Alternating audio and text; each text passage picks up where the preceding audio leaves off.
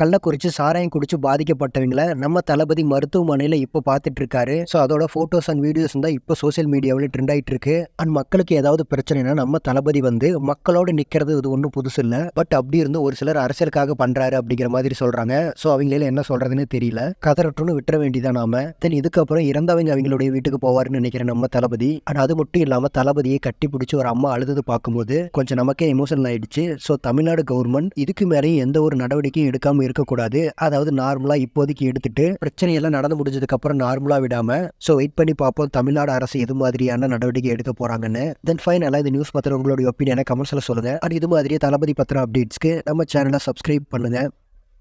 Thank you friends.